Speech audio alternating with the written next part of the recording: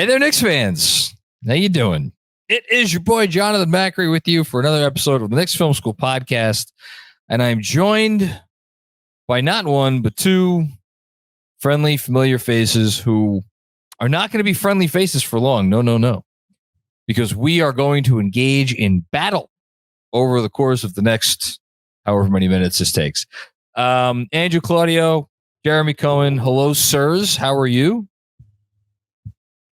Want to answer at the same time, Jeremy? Yeah, we're great, John. Totally. Paused for you to answer. Thank you so much, John. Yeah. Yeah, totally. Talking over each other. Great radio. Great podcasting, great radio. Totally. That was well done.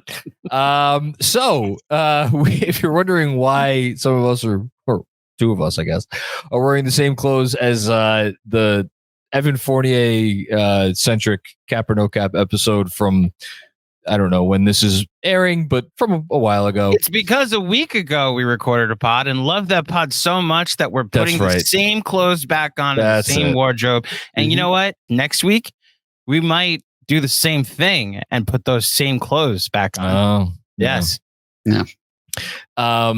Anyway, so yeah, it is still late July for us over here as we're recording this episode, but that's okay because we're doing something fun that will certainly stand the test of time.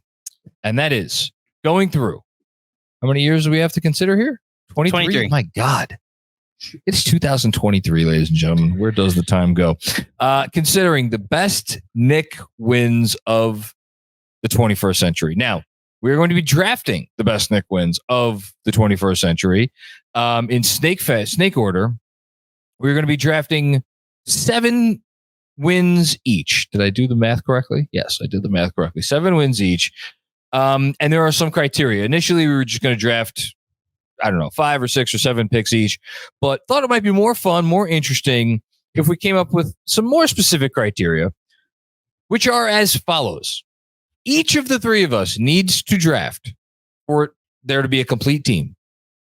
3 playoff wins, 2 regular season wins that came during seasons in which the Knicks made the playoffs. And then here's the catch.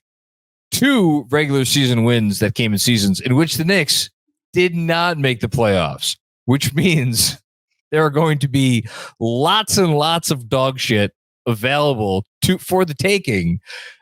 Which one of us will be able to avoid the most dog shit remains to be seen. Did I miss anything, Andrew? Nope, that's everything. You want to explain criteria of what we're drafting, like what defines biggest, what defines best? I mean, I think this is beauty's in the eye of the beholder. I mean, I'll just read the notes that you have written down here. So we're thinking about emotional reaction in the moment, what the win meant to that particular season. And I mean, I think we could say both of those things, but I think most people in judging this are going to really go with the third criteria here, which is how that win has aged or how the win is remembered today, which creates an inherent, I don't say fallacy of this exercise, but you could argue that the Knicks' best season of the 21st century just happened. As such, there are many very meaningful wins that happened in that season, which have not had the chance to age because they just happened a few months ago. So that's going to be an interesting dynamic as we draft. And, is there some thought to play to the crowd? I'm assuming we're going to put this up to a vote on Twitter, right? Okay. We'll see. All things to consider. But that's, I think those are the criteria. How are we determining draft order? What do you think? Oh, yeah. Cards. Yes. Literally how we determine every order of all time. We're going to do a convoluted system that we go to called High Card Drive, a deck of cards. Can I just say how excited I am to do this exercise? This is a fun exercise, right? Yeah, this should be good. I wasn't that excited until we thought of the criteria, and now I'm a lot more excited. Well done. Alrighty. So you want to go age first? Sure. All right. So John, your card is a 8 of hearts. Not terrible. I'll take it. I'll take it.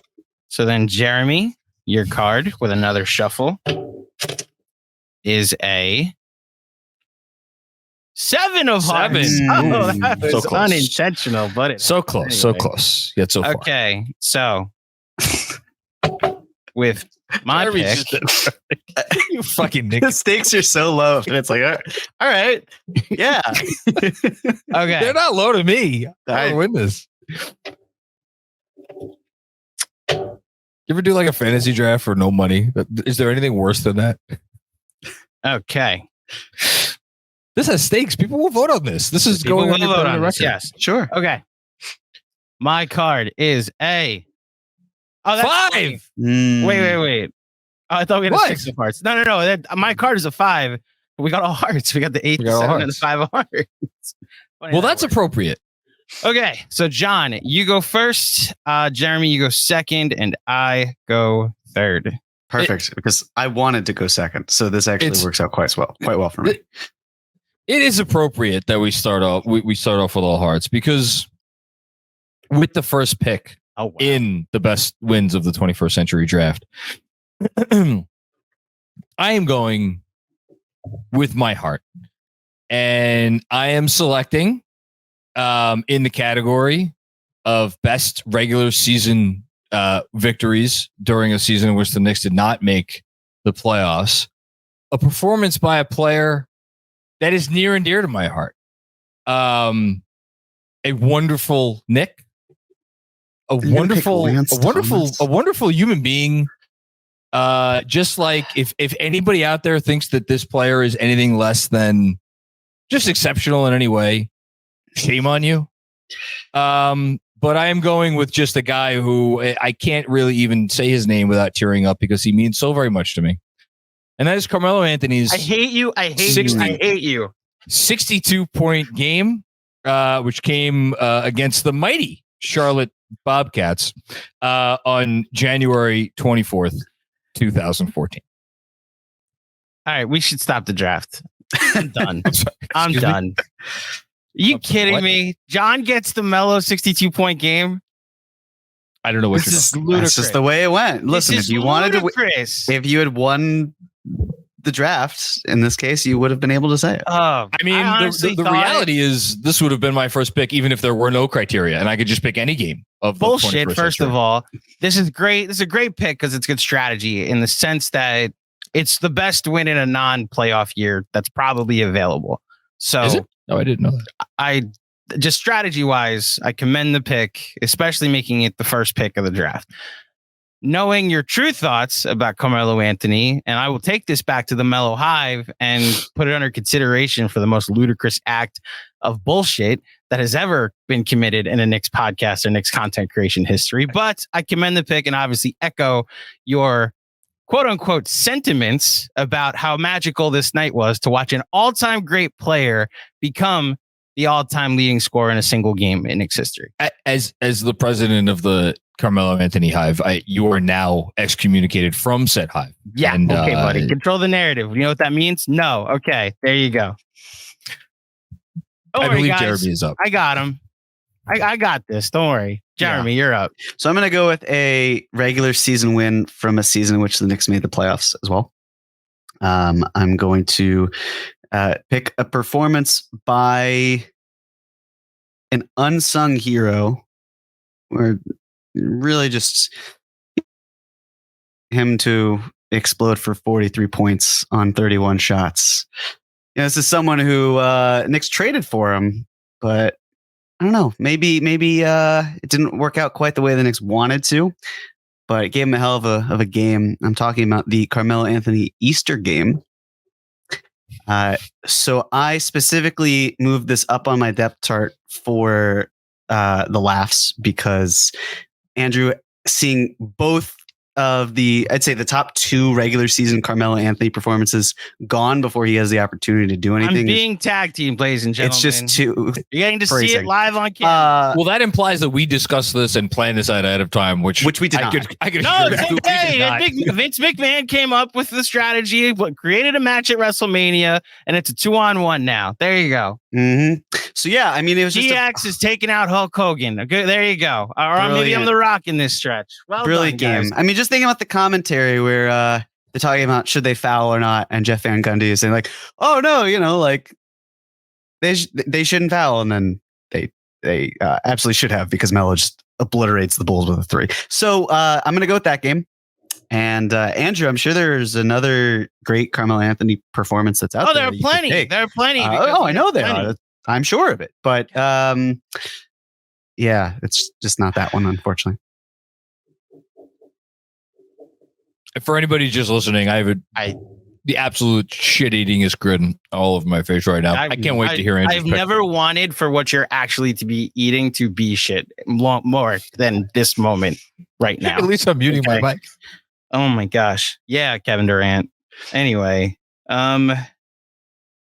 these was number 1 and number 2 on my board for obvious reasons. And this is now the second time I've done a draft with you guys where Carmelo Anthony was available, because we did this in the 3rd pick draft too. And Melo didn't get back to me because I was stuck with the number 1 pick and had to take Michael Jordan. And then it came back to me and Jeremy took him the pick before. Mm-hmm. I hate it. This is great podcasting and it's a great bit. Fine. I'm also genuinely upset right now. Forget about what happened with the players drafted. This is kind of like the 2019 draft lottery, if you think about it, where like John is essentially the Pelicans and I'm the Grizzlies and you're the Knicks. So without further ado, I think the Knicks are up. Yes. It'd be fun. So because that's actually fitting, Jeremy. I wonder, are you going to, I thought about this. Okay. So the non-playoff year wins. That's why, John, you have the best pick so far. And I thought it was going to be my first pick because the Melo 62-point game happened in a non-playoff year, and it's slim pickings to find good wins in non-playoff years. I have other ones eligible and available.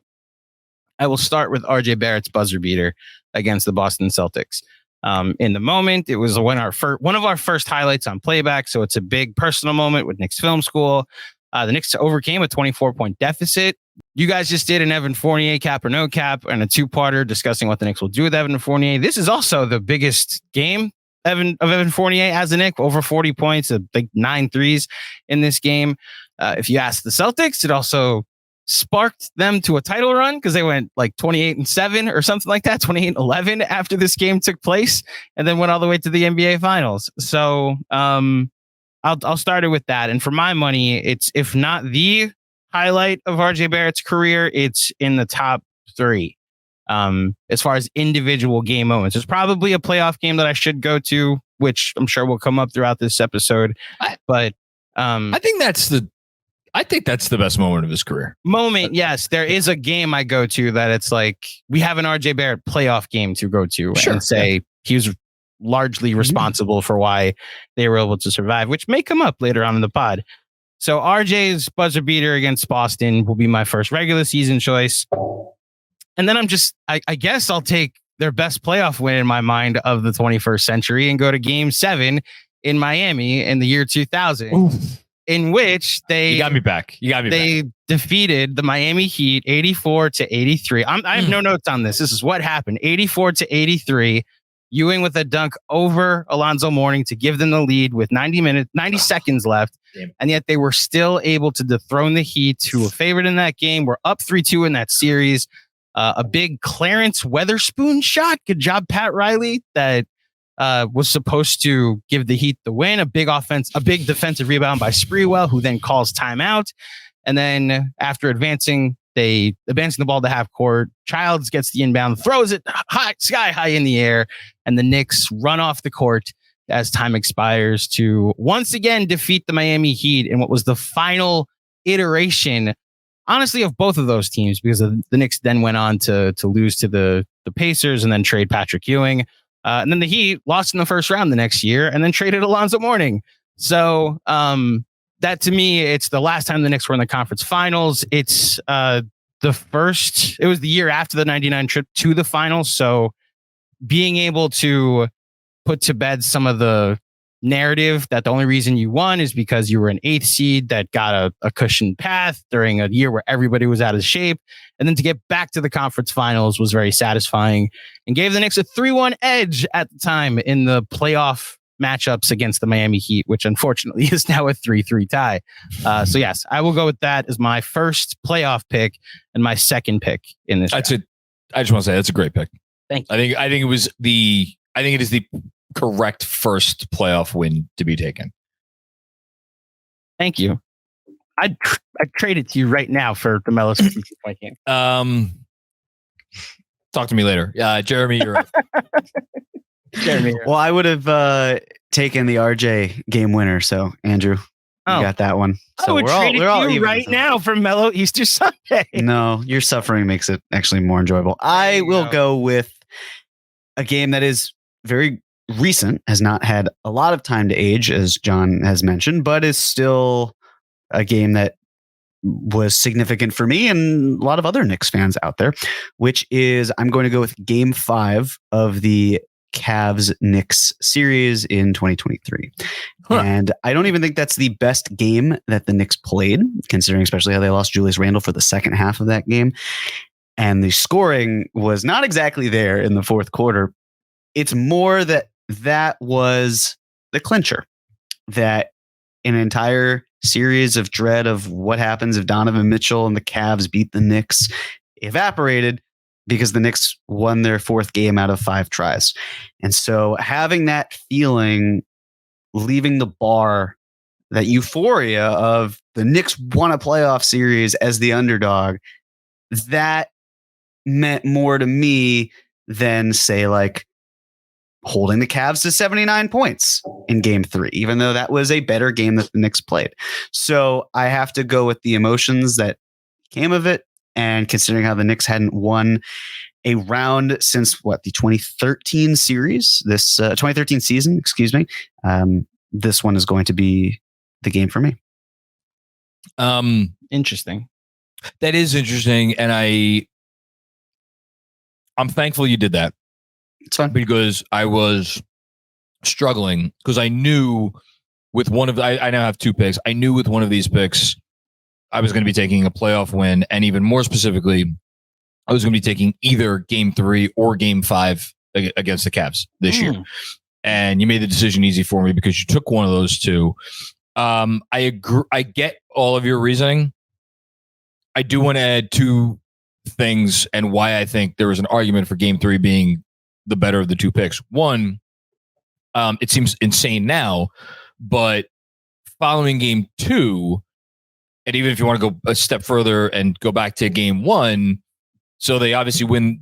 They win Game 1 in large part because of a Josh Hart 3. That if that 3 doesn't go in, do they win that game? Who knows? And then they get their doors blown off in Game 2. And my God, do I remember a lot of the conversation following Game 2 like it was yesterday. And oh my goodness, was the sky falling.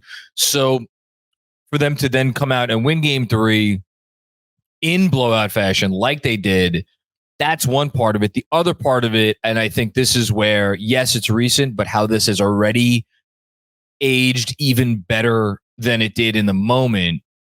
Hearing the Donovan Mitchell comments in the offseason about how, like, reflecting back on how the lights were so bright and how the atmosphere was crazy. And like, you want to throw in the Jared Allen comments too about how they weren't ready. Like, to think about it, it evokes, I guess something that does not qualify for this draft because it wasn't a win, but it kind of reminds me a lot of the talk following Game 1 of the Hawks series 3 years ago about the atmosphere in the Garden and like how special that was. Except they didn't win that game, and they won Game 3, and it was very special and it was crazy, and the Cavs clearly were unnerved. So that's going to be one of my picks. Game 3 win versus the Cavs this year. And I'll just add, and this may be giving away a little bit of strategy here, but I think playoff wins is, especially considering you need 3 of them, that's a really tricky category. Do you know how many they won this century? What's that? Do you know how many they've won this century?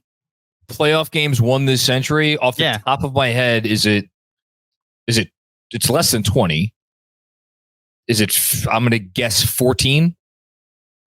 Jeremy? I'm going to say 11. Wait, this century, man. This century. No, it's got to be less than that. This century includes the year 2000. Right. Oh. In which they won 10. Oh, they won 9 right then there. Then I'll go with 18. Oh, wait, hold on. No, I'm wrong. They've won 25. They've won 25. Okay. Yes. Almost one. I was just doing the math in my head, and I was like, almost. Well, exactly. Yeah. Great. Almost one for a year. Okay. And that's a lot, but like, there's a lot of those that, well, I don't want to get too far into it because I think that there are a lot of those that, like, for as much as a Knick playoff win should have obvious importance, I think there's a lot of those that as time has gone by have not necessarily, they don't have that special feeling attached to them, which makes it tempting to draft another one of those playoff wins now.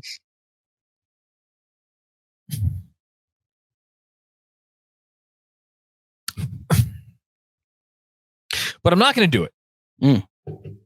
I'm not going to do it because I don't have a regular season win yet from a season in which they made the playoffs.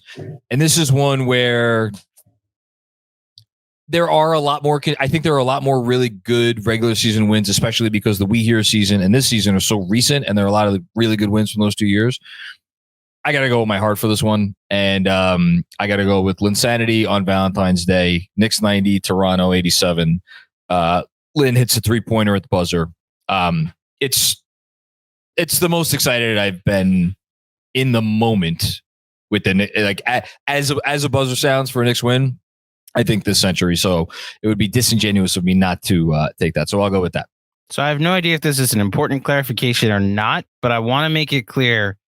There was time left on the clock after. Yes, I know there was time left on the clock. There was like a second left on the clock, but that's why it won them the game. I actually consider it a buzzer beater. As far as I know, the Raptors inbounded the ball and just like held it and be like, we're just gonna run it out because that was amazing. Like, we're okay if this is the last play of the game.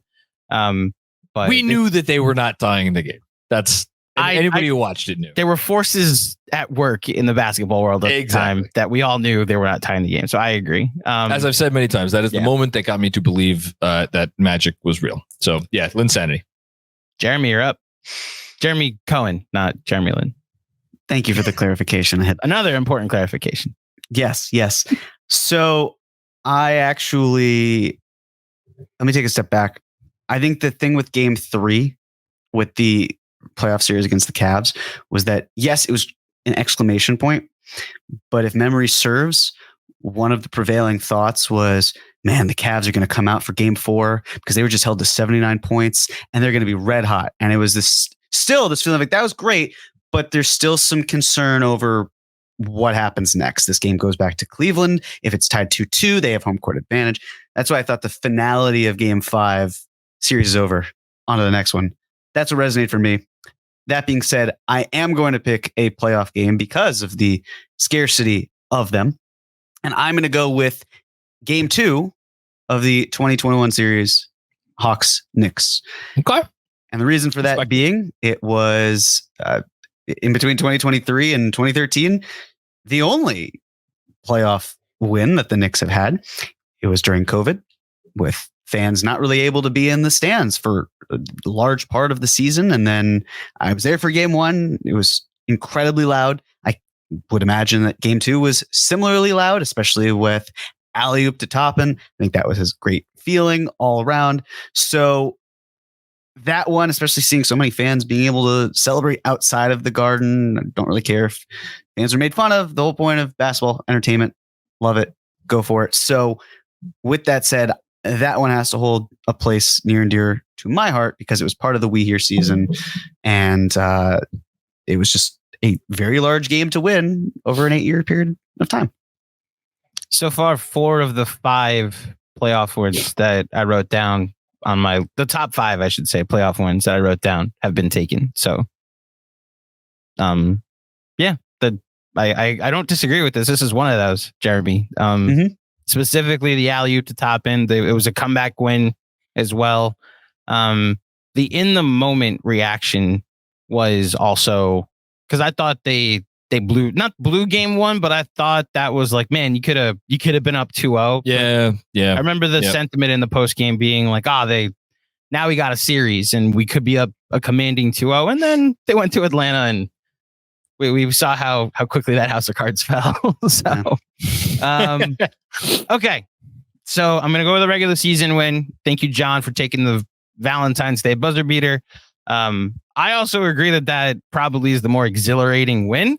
As far as how the game ended, it's not the movie that was the movie. That's a Freudian split because I'm going to pick the one they made a movie about. I knew you were going this way when you started talking about it. The one that was actually from start to finish an experience, like from the first couple minutes of the game before the first timeout, was 38 at the Garden. Jeremy Lin in 2012 against the was it 2012? Yeah, it was February 2012 against the Los Angeles Lakers.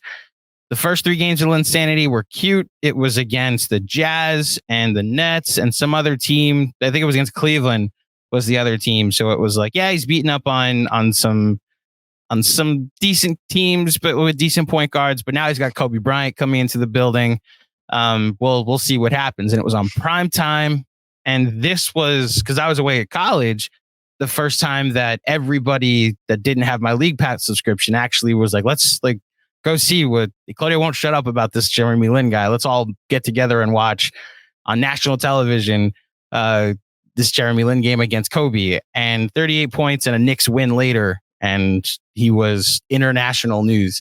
So I'll go Jeremy Lin on that Friday night in 2012 against Kobe Bryant and the Lakers as my first pick. And then, so it's funny. You guys went Game 5 and Game 3 for the Cavs series. Oh, shit.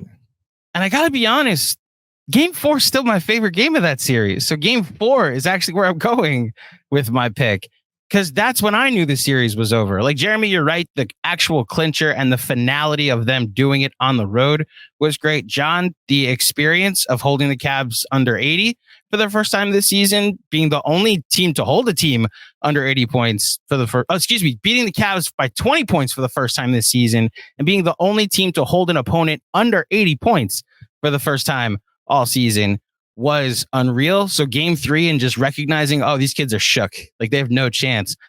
In Game 4, and music to Jonathan Macri's ears, I thought it was the best coach game of Tibbs' tenure with the Knicks. That fourth quarter where he wrote out the lineup that we saw Obi play an entire fourth quarter because Julius didn't have it. The way that they stuck with the game plan of the Emmanuel Quickly, Jalen Brunson pick and rolls, which then led to Josh Hart rebounds and Obi Toppin rebounds. And yeah, that fourth quarter was exhilarating. So I will go with Game 4, because afterwards, and this is the beauty of having Mike Breen on your broadcast, the commanding 3-1 lead is the most exhilarating I've felt during this season, let alone during that playoff run. So I'll go Game 4. We've got 3 games represented so far on the draft. Damn. That's okay. It's a good one. That is a good one. Game 1 might get taken, and like the Josh Hart shot, I remember us going back and forth about it, probably would get nominated for biggest shots. I agree with you. There was such a reset after Game 2 that all of us, I think, collectively were like, wait, does Game 1 even matter? You know, like in the grand scheme of things, it does, because it helps them win the series. But the reset that happened after they got their teeth kicked in Game 2 made me wonder, okay, are we headed for another repeat of Atlanta? And then Games 3, 4, and 5, just it escalated from then on. So that's why I had to pick Game 4. That's fair logic. Jeremy? This is a tough one for me. And I'm choosing between a few different things to try to get. I think given the scarcity of the lack of playoff wins and good playoff wins, I'm actually going to fill out the rest of my playoff win here. And, thinking about some of these wins, what would qualify as towards the top and what wouldn't. 2000, I wasn't watching basketball, so it's very obvious that there could be a 2000 pick that I just don't have an oversight over. I think as good as maybe one of the Heat games, especially Game 5 was, I was very ill during that game and was supposed to be there. So I don't want to pick that one. So instead, I'm actually going to go with 2012 when the Knicks beat the Heat to win their first playoff game since 2001, right? Was it? John, you're still on mute. 2002. Thank you. I was shouting at nothing. I did not think, much like the Knicks that night, shouting at nothing, because I did not think that was going to get drafted. That's okay. Here's my only pushback to it, Jeremy, because I agree. Like, if you're gonna pick, it's honestly for me the only candidate for a Melo playoff game that for this draft. Whereas when we do biggest losses of the 21st century, there's absolutely a Melo game on there that I would consider. But the only pushback is so much got made of the confetti of it all, and the Knicks being made a laughingstock, that while in the moment I was like, oh my gosh, Melo just outdueled the Miami Big Three. This is awesome. Before even seeing the Twitter jokes come in, seeing the confetti fall, I was like, oh, we're doing this for one playoff win. That's not great. But I co-signed the significance of being the first Knicks win in the playoffs since 2002, though. So I didn't start watching basketball until the 2002-2003 season. Mm-hmm. So let me ask you, how many games would I have seen the Knicks win in the playoffs if I didn't start watching basketball until 2002-2003 season by that point? Zero. Okay. So it stands to reason that as a younger fan, seeing my first Knicks playoff game as a win would be exciting. Confetti or not. Like, was the confetti tacky in the moment? Of course it was. But Twitter also really wasn't much of a thing at that point where it was like, cool, this doesn't have to be spoken about. This doesn't have to be laughed at because I just can go about the rest of my day. If that happened now, it'd be a different story, but it isn't happening now. It happened then. So that was a core memory for me in terms of I didn't get to see the era that you guys were a witness to. So it felt like the start of a new era. And especially when you're on the younger side, maybe you're thinking, hey, sure, this can go to this and that, and you're a little bit more of a dreamer. So in that sense, it was a very impactful win for me. And I would imagine for those who are voting, if you are on the older side, it doesn't matter to you, right? But if you're on the younger side, and especially if you are of the age where the Carmelo Anthony era really brought you into basketball, I believe that you will empathize with where I am coming from. Again, this would be the Melo playoff game I'd go to. I don't push back on the impact, especially from your perspective of the age. Like you said, there's perspectives involved here that I think would be why it's different for John and I, which is I don't think on paper it's the fun of the draft. Next one, but yeah, I took it. Could I have taken it later? Maybe, but that's okay. Hold on. I'm just pulling up the box score. So that was 87-89 Knicks win. LeBron had 27 on 21 shots. Wade had 22. Carmelo Anthony had 41 points and only made 4 threes. Only took 4 threes. That was Amari 2 games after the fire hydrant too, and he got 20 and 10. So yeah, I remember in the game being like, "Oh, this is awesome," and then it was literally just the confetti that made me like cringe. But I co-signed the in the moment reaction, which is part of the criteria, which is cool. So I have 2 picks right now, and I know what categories these 2 picks are going to be in, and frankly, the fact that you guys just keep taking playoff games, and I have 2 playoff games left to pick, and Andrew, you have 1 playoff game left to pick, and Jeremy, you've taken all the playoff games. Kind of makes my choice here, I think, a little bit easier. So just zooming out for a second, like, I don't know, maybe you guys will come up with some stuff that I didn't think of. I really went down the rabbit hole in terms of wins that came during non-playoff seasons. And there are like cute wins. There are wins that like, oh yeah, I remember that. That was funny. It was cool in the moment. But like looking back now, it's almost like, it's like laughable, like that they were so big in the moment because the team stunk and we knew that the team stunk and we maybe were kidding ourselves for a minute or two that the team didn't stink, but they really stunk. So I'm wondering that, but yet I think there are some that are the cream of that crop.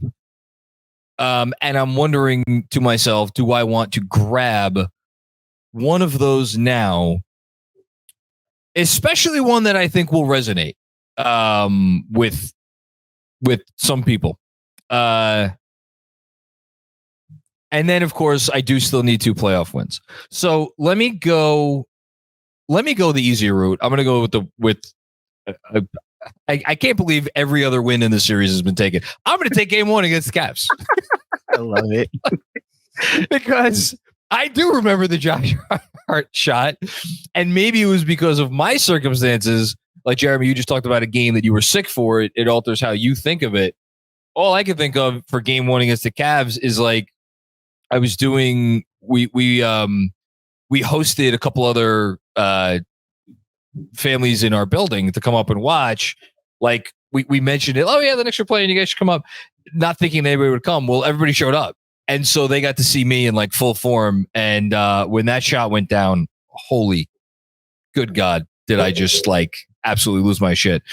And it was a great win. And, you know, Pat Riley said a playoff series doesn't start until the road team wins a game. Well, didn't take long for the road team to win a game. And I think that is why that is going to be my choice for my second playoff victory. And after that, I'm going to take my second regular season win that occurred during a year in which the Knicks did not make the playoffs. Do I go with my head or do I go with my heart here? What do you guys think? What do you think, Andrew? Head or heart? Heart. Jeremy? You literally just picked the Josh Hart game. So. And I just picked a game with my heart, with the Heat, beating the Heat. I'm not going to tell you guys which I'm picking. I'm taking a game from not this past season, from the season before that, March 25th, 2022, a game in which I was not on the post game. One Andrew J. Claudio was on the post game. A victory over the Miami Heat, 111-103, in which the vaunted Heat, who would eventually go on to get the 1 seed and nearly make the NBA Finals. Actually, wait, no, sorry. I'm mixing up my years, right? Yeah, I'm mixing up my years. Yeah. But it was a good the 1 team. seed, and they were potentially... I'm mixing... I'm not mixing up my years. Yeah, I did go on to the NBA Finals. They did almost go on to the NBA Finals. Almost go on to the NBA. I was getting that Heat team confused with the Heat team from the previous year when they got eliminated unceremoniously in the first round by the Bucks. No, this was a Heat team that would go on to be the number 1 seed and nearly make the NBA Finals, and the Knicks beat them behind a bunch of kids that didn't know that they were supposed to come back, and they weren't supposed to come back and win that game, but they did. And you could make the argument that what happened that night maybe set some things in motion for what we saw this year. And it was a great win. It was a thrilling win. It was certainly the best win of that year. And it gave people a lot of hope and encouragement for what lied ahead. So that is going to be my second pick here. Jeremy, first of all, you very clearly went with your heart and not your head. But secondly, did you just say that win was more important than the RJ Barrett buzzer beater? Oh, yeah, I think it was more important. I do too, by the way. 1,000%. I mean, RJ again, buzzer beater was... If you're saying heart, but Andrew, if you're saying that more for the heart, but then talking about playback and the impact of RJ buzzer beater being down by like 25 points and all that, I don't know. Well, important is different. Like I'll be self-aware about all these Melo games that didn't matter. You know, like that Melo Easter Sunday while I was in the moment thinking, oh, so this is what a Carmelo Anthony led team could lead to. And I think I was validated by the 12-13 season. The 62-point game was against the Bobcats in a season that amounted to nothing. I thought, where I was going with my response, Jeremy, was not only did it give us hope for things to come when you started playing all these kids more minutes than some of the veterans we were leading. I thought it was also validation for some of us that were yelling for the kids to play more throughout the season, specifically one Emmanuel quickly, which is what my reaction was on the post game that night. Jonathan Macri. Great post game, by the way. Yes. You don't have to sell me on why that game was impactful. I just don't think it was as impactful as the RJ buzzer beater is all. Hold on. Impactful versus in the moment, the RJ buzzer beater was wild. Right. It was a crazy shot. It was a great win over a team that at the time we were neck and neck with, competing to try to make the playoffs. But long-term impact. Yes. Well, this comes down to a fundamental understanding of best, right? This is like the most valuable player. Are you saying that player is the most valuable to their team? Or are you saying that is the best player in the league? Was this one of the best wins? Or do you see this as a win that over time with something that is showing itself. It sounds like you're saying more for some of these. It was kind of the impact over time. And sure. I'm going that more is what for I'm saying. In that moment, if we could go back and live there, how does that moment still stack up? We'll see what the voters think. But you're up. I think to Jeremy, to both of your points, like there's value to both. So whereas there's 2 games from this past season that I have for like my 2 biggest or most memorable wins, and they're almost the exact same scenarios as this was an experience to watch from start to finish that included multiple minutes during the fourth quarter and maybe extra periods that I enjoyed. And then there was a specific moment at the end of another game that I'm like, oh, I would love to relive that moment again. So I think there's value to both, which is why I think the conversation around importance makes it fascinating, and it's up to interpretation. Sounds good. I'm curious where you go with your pick. Let's stay in South Beach, shall we? Let's do it. Because there is a regular season win during a season that the Knicks made the playoffs. Yeah. That was pretty awesome. And that had to do with one Julius Randle scoring 43 points and hitting a buzzer beater off a broken play with 1.7 seconds remaining, and then knocking over his head coach. And then the Knicks finding a way to defend what was a scary last 1.7 second attempt. And then the Knicks prevailed, winning 122 to 120. I am, of course, talking about the Julius Randle buzzer beater from March 3rd, 2023. And that's going to be my choice. It was, I think, one of 2 incredible regular season games that this past season. I mean, there were several fantastic ones, but there was a second one, which I'm out of picks in terms of regular season wins during seasons where the Knicks made the playoffs. So I can just say coming in second would have been the Emmanuel Quickley game of his life in Boston, but I'm going to take this one over that one, as exciting as that one was. And just always nice to beat the Heat. Always nice to win on a buzzer beater. I hate the Celtics, as you know, but this one felt sweeter given how insane Julius Randle was that night. Just unconscious. And I was screaming in my living room. I wrote something after the season ended, after the playoffs ended, actually, for the top 10 most, I forget what word I used. I may have used the word meaningful. Meaningful, memorable, something along those lines. Games of the season. Like the one, basically my criteria was when we're thinking back to this season, 10, 20, 30 years from now, God willing, we're all able to still have memory by that point. What are the games that are going to stand out the most? I think I had that one as the second or third ranked win on the. It's absolutely up there. The interesting thing about this season is there were so many wins, where you were like, oh, that's the best win of the season. No, that's the best win of the season. That's definitely one of them. But there's a lot of competition, which is what makes selecting something from this year tricky. Because on one hand, you feel like you should because it's recent and they're all good. But on the other hand, it's like, how do you differentiate? But that's a good one. That's a good one. Keep in mind, too, I mean, the Knicks had not lost a game by that point with Josh Hart in the lineup. That's so... Right. Yep. They beat Utah, they beat Brooklyn, Atlanta, Washington, New Orleans, Boston, Brooklyn. Again, this was a 7-game win streak on the line. Yep. No, you're right. Absolutely right. But with Quickly, I mean, they had still won 10 in a row by that point. So it's not like that wasn't important. But this one, just Friday Night Knicks, gotta love it. I think and it'll lead into my next pick. The reason I was going back and forth between these 2 games, and it's the debate I have with a lot of my film friends. I think, John, you and I have even talked about this of like Endgame versus Infinity War. Like, what do you prefer? Like, what's the better movie? What do you rank higher? And while I think Infinity War from start to finish is a better movie, the moments in Endgame trump anything I'll ever experience in Infinity War. I understand Thor. I love this comp.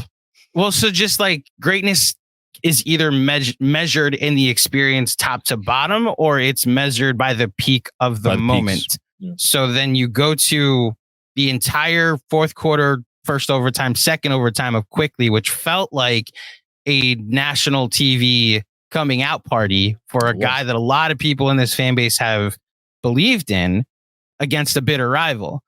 And then you have the Heat game, which was honestly a snatching victory from the jaws of defeat type of moment from Randall. And I would rank the Randall moment above anything that happened in the Quickly game. Whereas I had to sweat out that entire fourth quarter on playback while the Heat were furiously coming back. So I don't know if I want to relive the game, but reliving the moment is a higher feeling of euphoria than anything else. So like, it's why the debate to me is always fascinating. Do you measure greatness in moments and the peak of that moment, or measure greatness in the quality of an overarching experience, you know? For what it's worth, the Quickly game was the game I ranked number one on that list that I wrote. So wait, is this your pick? Not officially, no. I'm just, because you both are out of games and you both are out of wins. I'm not out of it. I'm not out of games regular season. Oh, you're not. That's right, because you took the fourth quarter comeback against. So you can have it, honestly, because then the first one I have to pick is a game in a non playoff series. I'm fascinated to see where you go. So let's talk about history. So the Los Angeles Lakers have had a long history of victories in their history.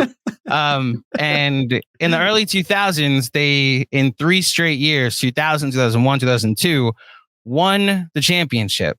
And going for 4 straight, which hadn't been done since the Boston Celtics in the 60s, the Lakers were trying to Kobe and Shaq were at the peak of their feuding. Kobe was upset that Shaq was showing up out of shape, then playing himself into shape throughout the season.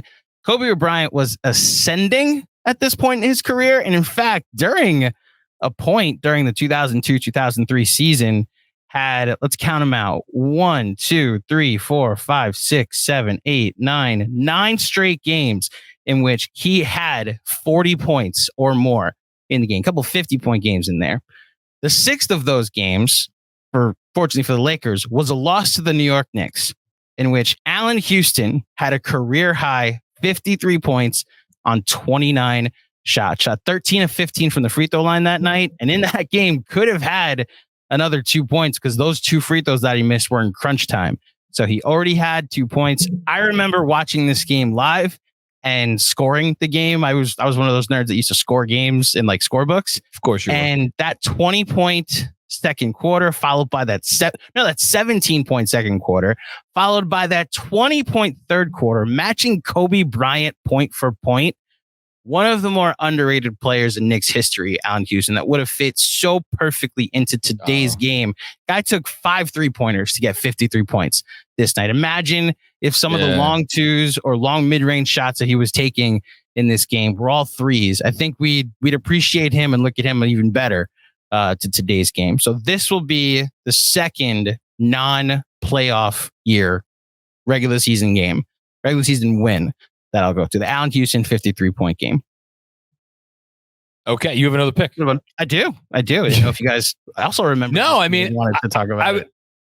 I'll save. I have a few honorable mentions that I know we're already running long on time. I have a few quick honorable mentions that I'll mention for regular season wins and seasons where they did not make the playoffs. I will just say that I went, aside from the Melo game, which I was obviously my first pick, I went in a completely different direction in terms of the rest of the games that I wrote down. Not in the direction of like great individual Knick performances and wins that came during years they didn't make the playoffs, but interesting. With one possible exception. Anyway, your second pick. So I'm also going to take it's funny how impactful this most recent season is going to end up being. There's only one other candidate I see, and I'm going to let John have it if he wants. As far as Knicks' most impactful wins of the 21st century, I have thoughts about the 2012-13 run that we'll talk about during honorable mentions. I don't have a specific win that I go back to and be like, oh, let me go relive that. Interesting. I don't. They fended off. They avoided history in how they beat the Celtics for me. Oh, you're talking playoffs? Yeah. In the playoffs, as far as that's concerned, there's a lack of euphoria that I feel for any of those playoffs wins. Game 2 against the Pacers was great. I was still so annoyed with game one, Yeah. There is a game in which they just happened. And granted, this is very much a personal experience. So game 5 against the Heat. Fuck. I was hoping it fell on one Jonathan Macri's 40th birthday.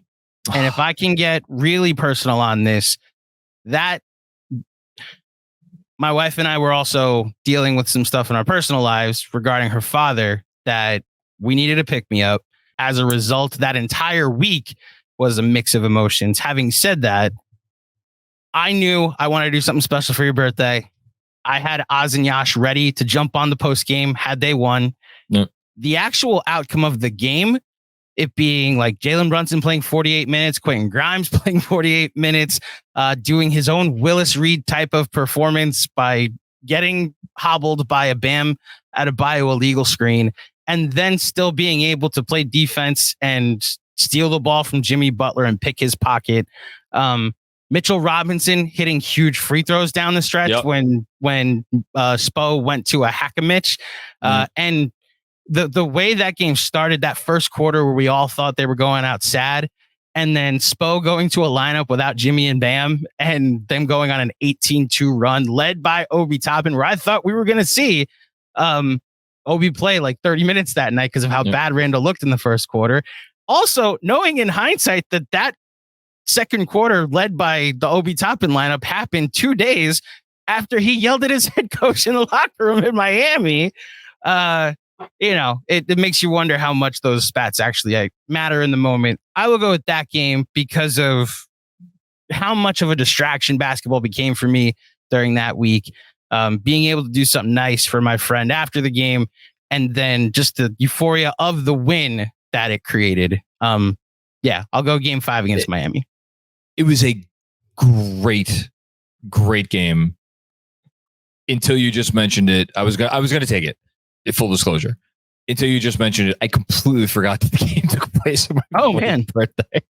That was on your birthday? Yeah. Completely and totally forgot that was the case. Well, behind the scenes, you were very clear. Don't mention my birthday on the pod. I think I just have wiped.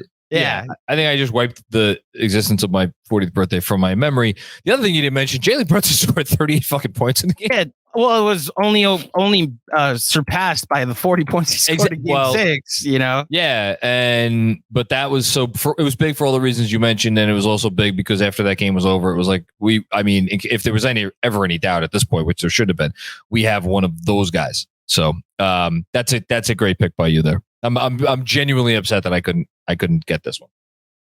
Jeremy, you're up. Sure. Well, I'm left with the Knicks wins in seasons they did not make the playoffs, which there are a lot of them. There are a lot of those to go around. So it's hard to narrow down exactly where I want to be. But I want to go back to a date. It was a simpler time. It doesn't seem like it was that long ago, but it feels like a whole lifetime ago at the same time.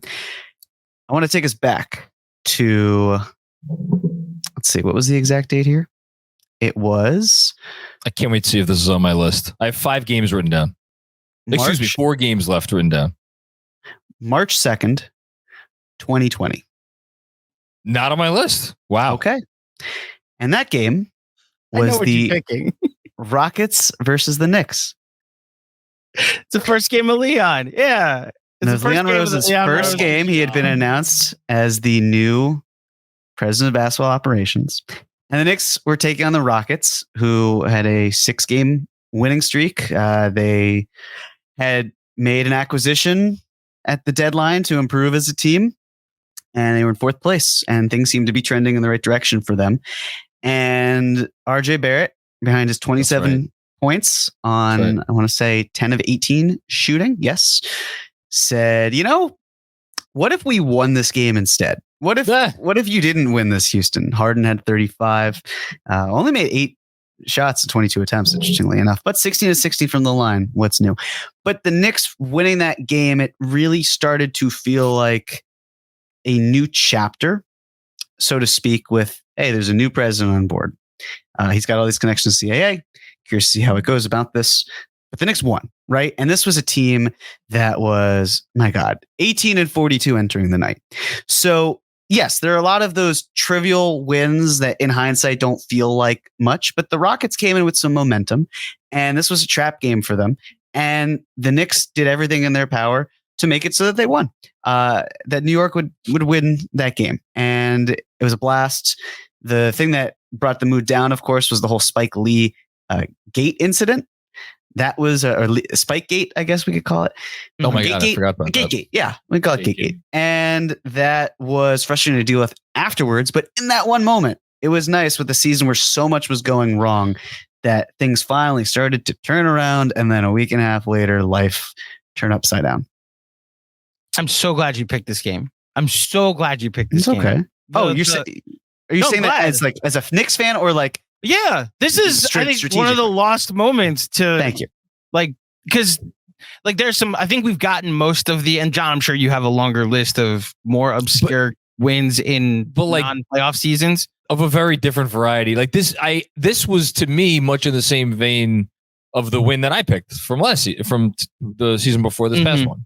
Yeah, I'm glad you brought up the fact that the Rockets had gone to this no center or nobody above 6'7" lineup, and it had won 6 straight, and everyone in Houston was like, it's validated.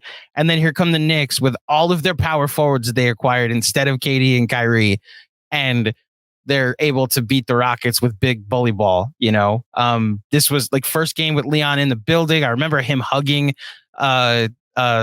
what's his name? Now no longer the Knicks general manager. Scott Perry. Scott Perry. Him hugging Scott Perry when RJ hit the layup in crunch time. And that was the funny part about it, is it wasn't a shot to give the Knicks the lead or to extend the Knicks lead. It was a layup because the Rockets had nobody above 6'7" to protect the rim in this game. And it was just a double down by Houston into the 5-out pace and space all shooters lineup, and this showed the flaws in that. So yeah, except for Russ, who bricked a shot from mid range to lose the game. Who was guarding him?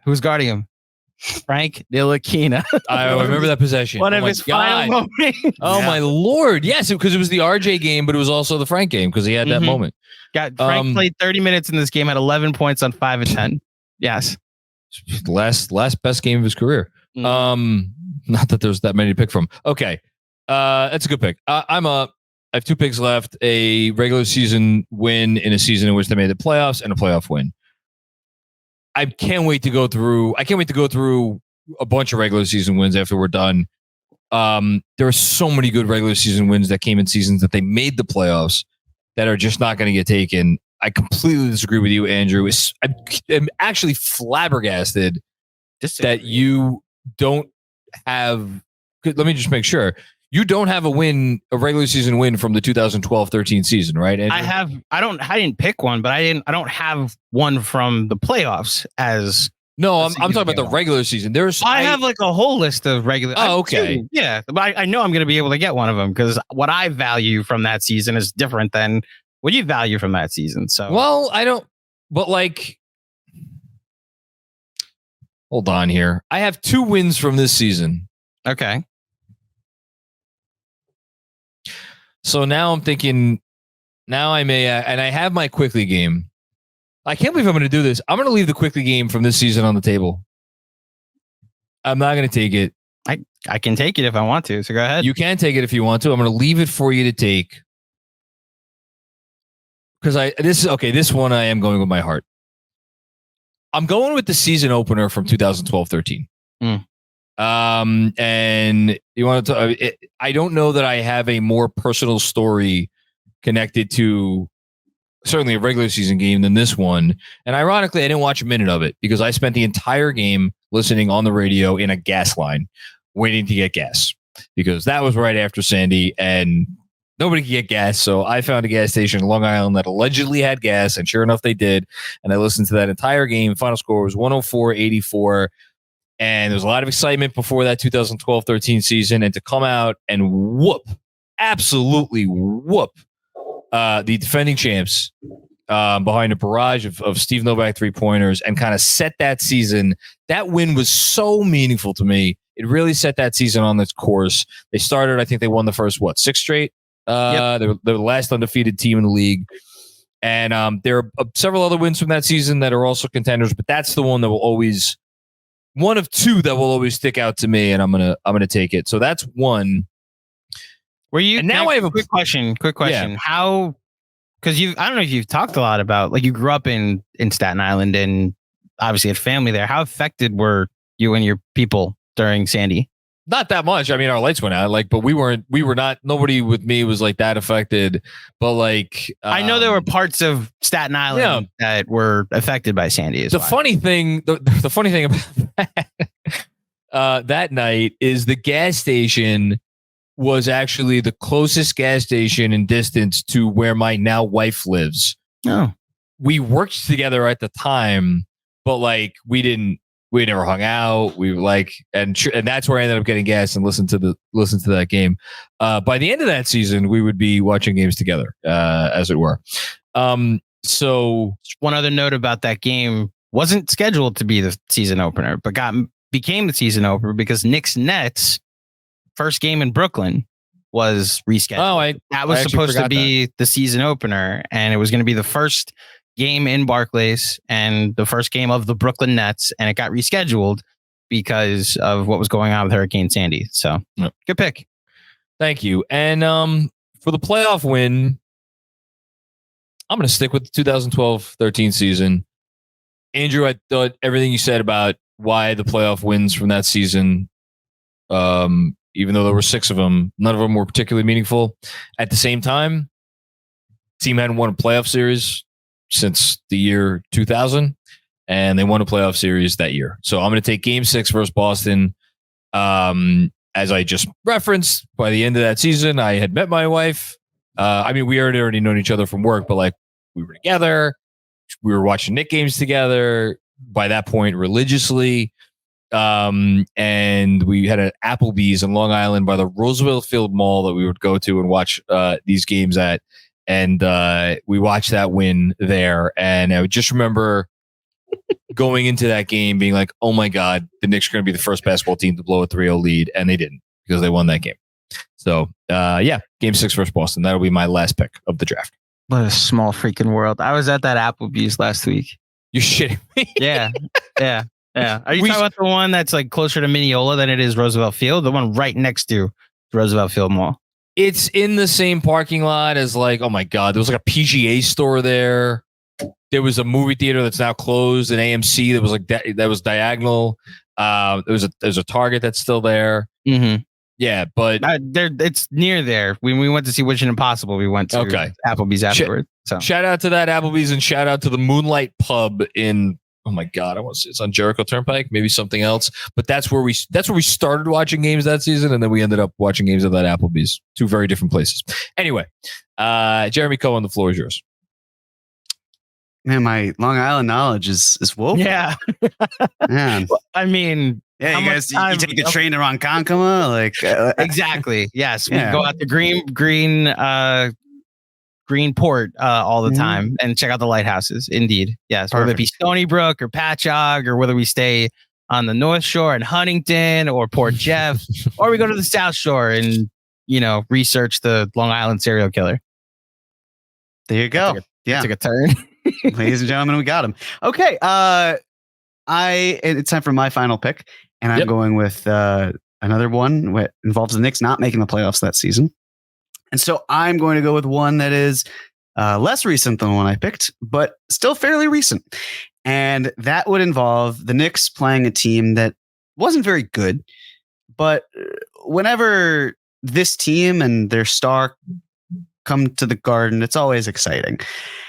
And it's especially exciting when the Knicks are 13-56 entering this game and decide we're going to win because this is hilarious, and we're going to laugh at you, and we're going to point and laugh at you.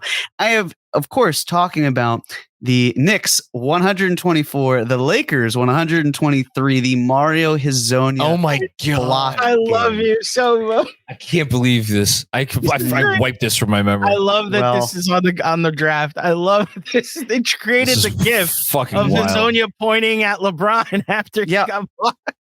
The funniest part of this game might not even be the Hezonja part.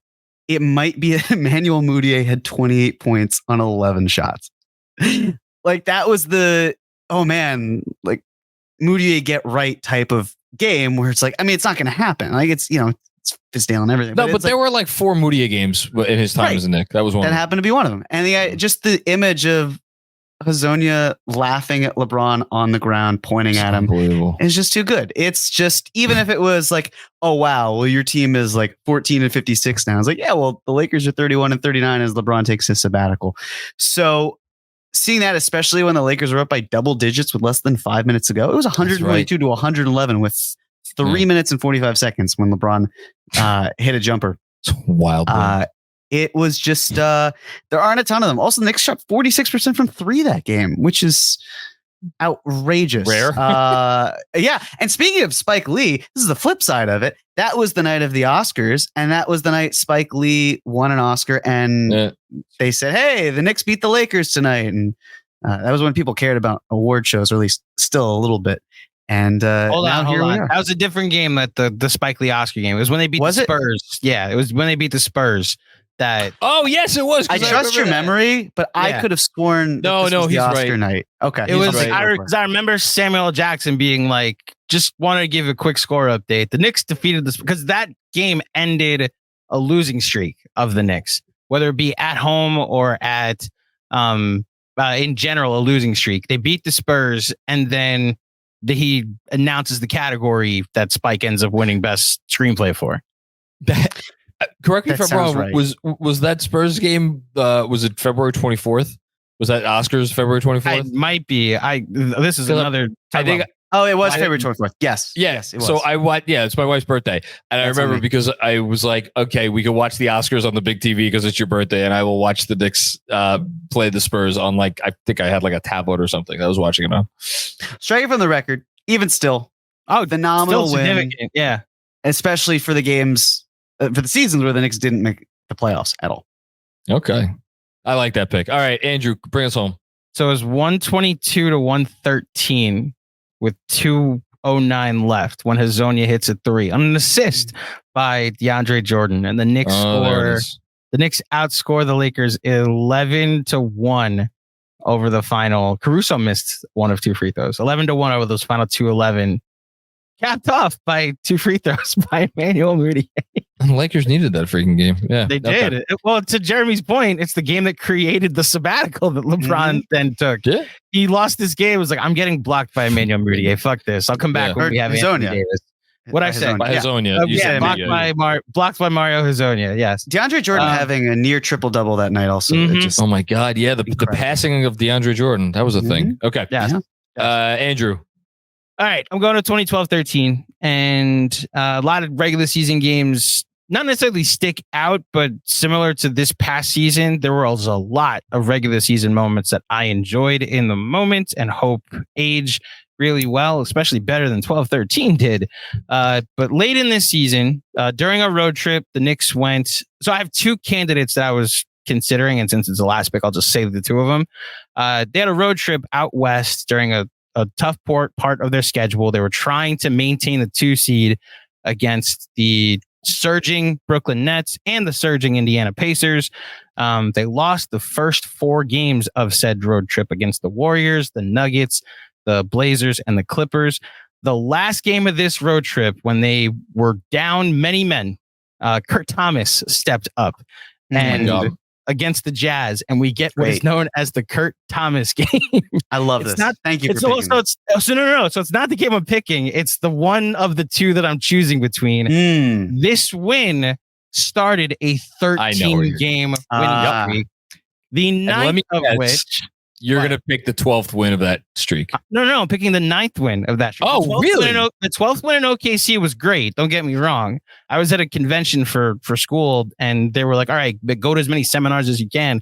Guess where I was? Watching the Knicks on my phone at that time, 9 a.m. in Vegas, because this was a noon game. The game 2 games before that, though, they go to Miami to play the Miami Heat. They were already 2-1 against them during the season. Yep. Carmelo Anthony, had to make sure I get a Carmelo Anthony game in this, scores 50 points, all jump shots, 18 of 26 from the field in this game. 7 threes, goes 7 of 8 from the line. You've seen the different Melo accounts out there that post this as one of the more impressive performances. I can't stress this enough. All jump shots. Every single point he scored this game was from outside the restricted area. So Carmelo Anthony's 50 points to give them 9 straight wins. And it was this point where I thought they got a chance to, like, let me see a Knicks Heat series. Let me just see it happen. I'm not sure they win the series. Let me just see it, because Melo clearly can get his points against this team. And, you know, if you other things break right, maybe you have some fun. And look, the Heat 1-7 against the Pacers that year. So maybe they could have had their claim to fame of force the Heat to 7 that was eventually going to win the title. So I'll go with this as my last pick and the last pick in our draft. All right. Before we recap, let's go through some honorable mentions real quick. There's only one big honorable mention, I think, in terms of playoff wins. And it was a massive win. And it's one of those wins that just unfortunately gets lost to time because of Game 6 versus Miami in 2000. So, Andrew, you picked Game 7 versus Miami in 2000 very, very early on in the draft. They had to eke out a 2-point win over the Heat 2 days before that to even get to a Game 7, which they did. 72-70 was the final score of that game. They won it on 2 Allen Houston free throws, and then I believe Anthony Carter had a chance to win it at the buzzer, and that shot did not go down. Massive win that just kind of like gets forgotten about because it was the end of an era, and they got kind of wiped by the Pacers in the next round. So that was that. In terms of any other honorable mention playoff wins for you guys? In the moment, them going on that run in Game 2 against the Pacers in 2013. That's fair. Okay. In the moment. In the moment. Because like they won by 30, and it very much felt like this. If I was a Cavs fan, looking back at Game 2 of their series against the Knicks and being like, we just ran over this team. In the moment, it was like, oh, we're back. We're going forward. And then obviously the rest of that series and the way it played out, preached differently. The only thing I'll add to the Knicks win against the Heat in Game 6 in 2000, they were down by 15 points at halftime of that game, and then had to. It's wild so game. Funny. It's so 72-70. The scores from this era are insane. Use all 24 seconds of your shot clock. Get as close to the rim as possible. Spacing was just not a thing. So yeah, that's the only addendum or additional note I would add to it. Good win. Good note. I'll give an honorable mention to Game 3 of the 2013 series against the Celtics. That's fair. I thought about that. It felt like, wow. It felt like they won. Won the first 2 games. You're the better team. You should be winning this, but you went into TD Garden. You won this game. And then the Knicks decided to dress in all black. And then it was like, no, please just win this series for the love of God. Game. Yeah. Good honorable mention there. Okay. Regular seasons in which they made the playoffs. Here are mine. I'm sure there are others. In 2010-11 season, December 12th, Amari Stoudemire's 8th straight 30-point game was also the Knicks' 8th straight win, 129-125 over soon-to-be New York Knicks. Carmelo Anthony brought the Knicks to 16-9, and they were briefly tied for 4th in the East. That, for me, was the moment of that season where it was like, whoa, maybe Amari Stoudemire is like going to win MVP. We'll see what happens. Then later in that year, Melo's first game as a Knick was a win over the Bucks, 114-108. I mentioned the win over OKC. That was their 12th straight win a couple years later in the 2012-13 season. Melo had 36 in that game. J.R. Smith hit an insane shot in the fourth quarter. I know there were other ones from the 12-13 season as well. There were other insanity games, but I think we took the best 2. And then for me, it's basically, and then the We Here season, and then this season. Like there were a ton of games from the We Here season, like the Memphis win that where the season looked like it was on the brink, and they went and they beat Memphis, and that started the 9-game winning streak, which also contained wins against the Pelicans and the Hawks that I think were the other 2 best games of that streak. And then this year, the double overtime game, the Quickly game, pick a Cavs regular season win. There was another big Miami regular season win this season. There were a few other ones. Pick a Denver win. Like a lot of wins from this season were big wins. Anything I missed as far as regular seasons where they made the playoffs? Jeremy, you go first. This season, I'm going to go with the first Jazz win. Sure. Yeah. That seemed to really right the ship. I think the Cavs win is definitely up there. Well, like you said, take your pick. The one after the Mavs atrocity, Sure. the one where Brunson just absolutely went off for 48 points in Cleveland, especially when it was like a feeling of, okay, it seems like these teams are going to match up, and that's offensive firepower going on here. A lot of Brunson games. I'll say those probably rise to the top for me in terms of relevance. So we said the quickly one. The first Boston one in Boston, I want to add. The game felt huge in the moment. The one in overtime, Randall hit. I think that's the game that, because it was on TNT that night. That was also the first time I did a playback with the casuals, which was really fun. RJ hit a big shot in overtime. Jaylen Brown missed 2 free throws. I think it's the game, because I was getting to this thought, because it was on national TV, it clinched Randall making the All-Star team too, which helped. That game, they snatched defeat from the jaws of victory before snatching victory from the jaws of defeat. Bingo. And then we said all the other ones from that season. The 2012-13 season. You mentioned, you said J.R. Smith had a couple big shots. I want to just emphasize they were 2 buzzer beaters. He a buzzer beater in Charlotte and a buzzer beater in Phoenix. The rest are, during that winning streak, you mentioned the OKC game. The Kurt Thomas game just needs recognition, as they were so man down that they turned to the 13th guy on the bench. The Knicks used the back end of their bench that year as just like, you're a veteran that will probably stabilize the locker room. So Marcus Camby, come on down. Kurt Thomas, come on down. Rasheed Wallace, come on down. Like, that was Kenyon Martin, come on down. That was the end of the bench. Well, Kenyon Martin came and then played. He was actually part of the rotation. My point is a pivotal player for them. Once they got him, they went on a 13-game winning streak, or he was part of the 13-game winning streak. So those are the only ones as far as regular season wins that I go to in games that they won. I'd like to add one more with the 2012-2013 season. One game that really stands out to me is, yes, obviously Knicks beat the Heat. It was a great feeling. They've started to put some games together. It was the game where they went into San Antonio and beat the Spurs, where I really felt like, this team's legit. This team's now 6-0. The Spurs are incredible. They're 6-1. J.R. Smith did a phenomenal job in that game. That game really solidified that this team could do something. Do you have the box score for that game? I do. How many points did Melo score? In that game, Carmelo Anthony scored a whopping 9 points on 3 of 12 shooting. So 12 rebounds. So that's what I want to emphasize about this game is the year before, I was very much like, see what happens when Melo leads the team. And the pushback was always, well, the Knicks can only win. So if he has a bad shooting night, you're screwed.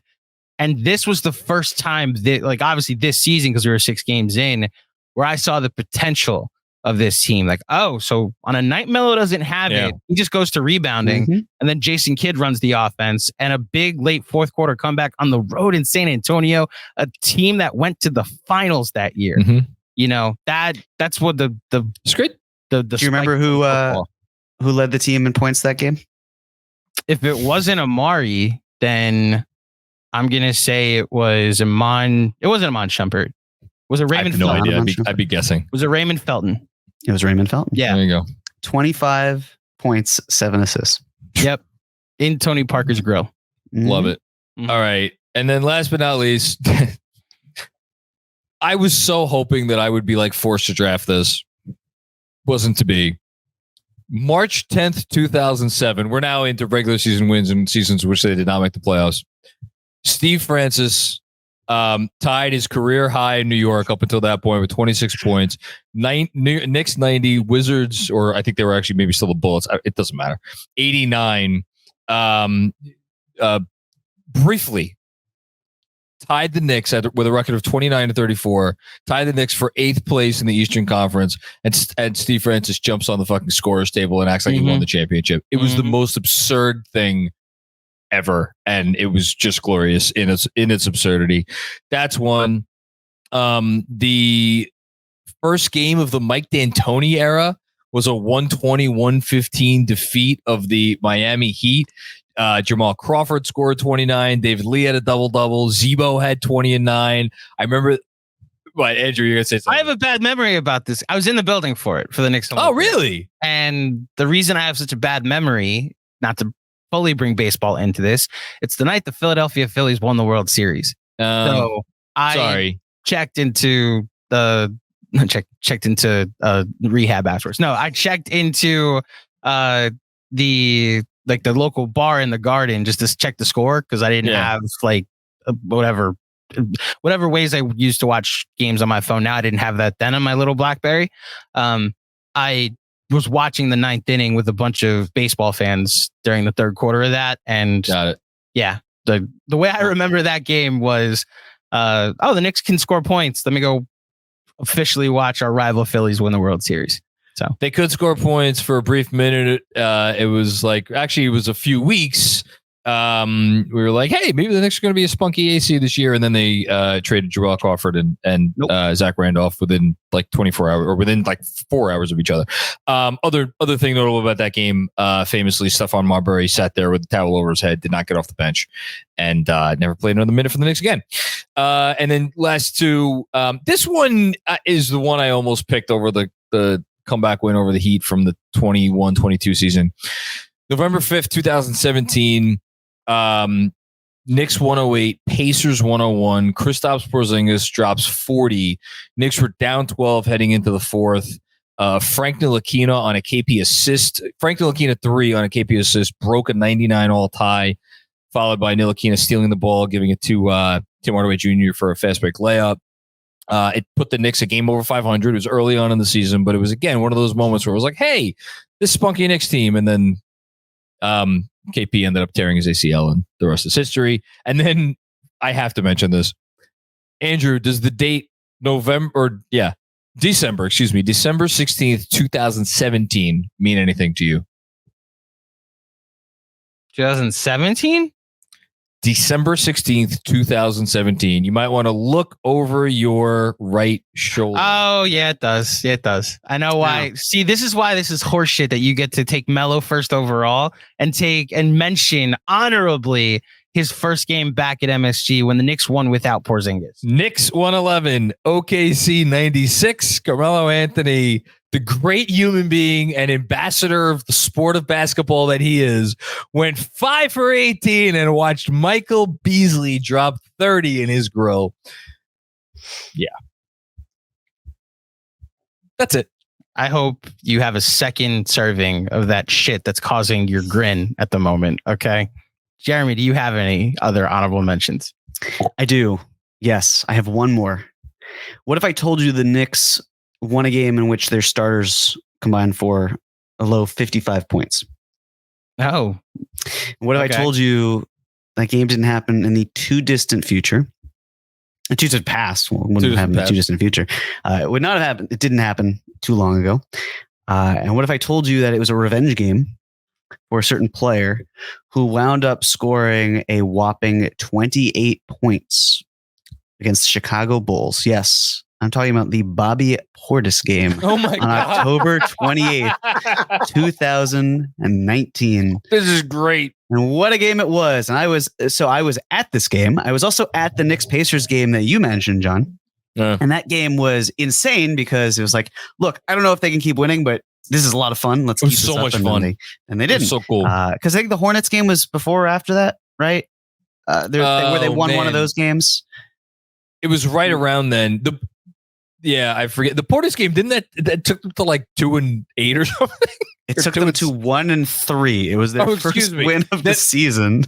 But then they went on to be 2-8 at some point. I mean, again, this is the same season we're talking about where I picked the Knicks beating the Rockets, feeling like a great series, a great win, and it was. But yes, that's where we're at. So that game was a lot of fun. The Bulls were leading through pretty much the last 2 minutes of the game, and then Knicks pulled ahead, found a great way to win it. So that's my honorable mention. Great game. So Andrew? A couple. I also did consider a couple of Porzingis games. You mentioned the Pacer game. There was a Denver game down the stretch that was close. The Laker game. It's amazing how many Laker games show up. That was big in 2017-18. The previous season, the Knicks were 16-13 on Christmas Day when they played the Boston Celtics. There's a couple wins in there that showed a formula that if the Knicks were interested in competing this year, it was because it was going to be a Porzingis team where Melo was the second guy, and it just never evolved into that. Also, Derrick Rose was probably way too much involved in the offense or in the team as much as he needed to be compared to when he made his second go around with the Knicks. So there is a Laker game on a Sunday afternoon in Staples at the time where the Knicks won on the road 118-112 to get them to 14-10, their high water mark for over 500 that season. I remember it well, thinking that some delusions that this team could actually compete. They then proceeded to not have the season that we all wanted them to, and Carmelo Anthony and Phil Jackson would feud throughout most of that season. We've gone through this entire pod about regular season wins in games in years where they didn't make the playoffs and didn't mention David Lee. The guy hit a buzzer beater with 0.1 seconds left on the clock. With Michael Jordan in the building while he was watching now his old team that he owned, the Bobcats, which was great. The game or two right before it, Stephon Marbury had a buzzer beater with a running layup against the Jazz. That was pretty cool. I think that's I had a Marbury game written down that I didn't mention, there's one other one from 16-17. It's Melo's last game winner with the Knicks against the Sixers, and it led to me arguing all night with people on Twitter that like stop saying that you needed to tank. Like if just nail the pick as you get it, or wherever it lies. And they were annoyed that the Knicks won. And there was also some I'm already mad at Melo, let me be mad at Melo type of stuff. So I got another honorable mention that you inspired. That is from a season in which the Knicks went to the playoffs.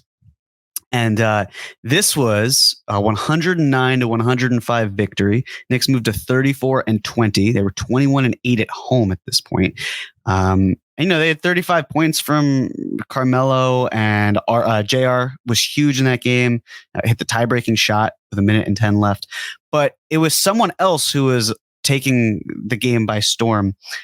He's won a few finals. He's gotten finals MVP. I'm talking about Stephen Curry at the Garden scoring 54 points and the Knicks overcoming that, which says more about Steph than anything, but still a great win nonetheless. Probably the moment you were maybe thinking this Steph could actually, he's legit. But at the time, because of how good he was in that game, it was just a very exhilarating win. Another highlight in 1 of 54 in that 2012-2013 season. I was thinking about that one earlier today when I was doing the research, and I forgot to write it down, but that's like the David Lee tip in at the end of the game, absolutely deserves to be mentioned.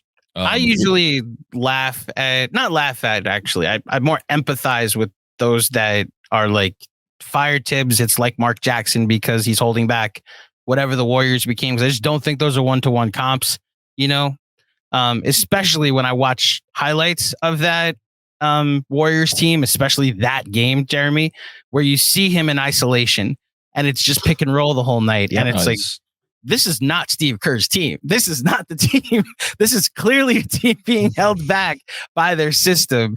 And I think the fact that one guy is not coached since then since he had that job is more of a indictment of that. Whereas with the Knicks have only gotten better since Tibbs has gotten here. So I think there'd be more of an argument in that direction. Having said that, I found that game, I had it like way down on the list of honorable mentions. So I appreciate you mentioning that, Jeremy. Of course.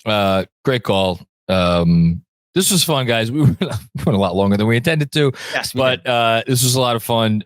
Jeremy, anything from you before we get out of here? Vote for me. Andrew? Vote for me. No. Andrew? Vote for me. Yeah. That was yours? Okay. Yeah, vote for me. I don't need to tell anyone to vote for me because I have Melo's 62-point game, which is the most important game the Knicks have played. I may end up voting for John at this point since they won the championship in 1973.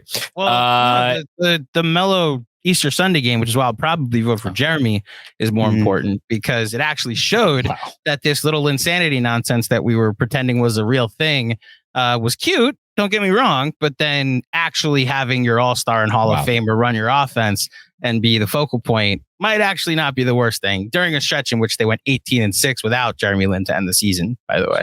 And then won 54 games the next year. All those games that you loved watching with Dolores.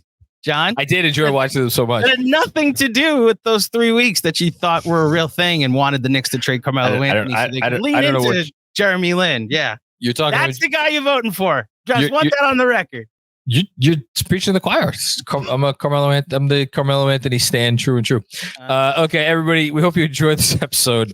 Vote for me, please.